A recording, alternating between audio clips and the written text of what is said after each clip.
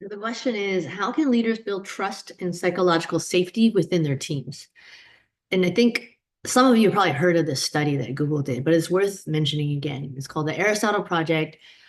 They did a study longitudinal across 30,000-ish plus employees.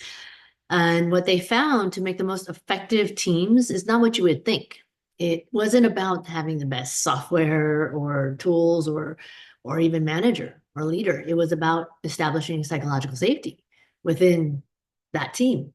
So what that means is being able to, say, oh, I messed up here. Let's talk about it. How can we grow? Or I celebrate this and not feel like you're going to be reprimanded or challenged or fired. So bringing that back into our own teams, I think the nuance to that is actually being able to create psychological safety, not just with your teams first, but within yourself. And being able to ask, am I okay?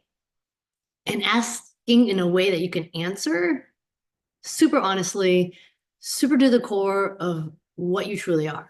Because when team members start seeing that you're doing that with yourself, for yourself, they'll start trusting you and feeling that, hey, if this person's that self-aware, I'm going to have a greater level of connection to be able to feel that there is safety here. And so as a leader, when you establish that within yourself, then you can establish that with your teams in a sense of like having super active listening.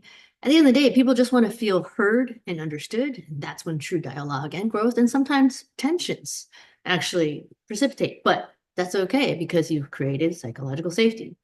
Just think about it maybe along the lines of your favorite team that you've worked with in the past. Like sometimes it felt like family, sometimes even better than family because those tensions are not as high all the time. And just think about the conditions that created that environment where you could have that sense of trust, high levels of creativity, brainstorming, innovation, and just a sense of like lockstep, hey, we got this. And we'll figure out the issues and the problems along the way and not fear failure because we can fail but move forward. So I think that's the key when we think about leadership and a sense of well-being with that psychological side of it. That's when we see true growth and true outcomes of what we actually want on the other side of being able to build this place of trust. And that all starts with us as leaders.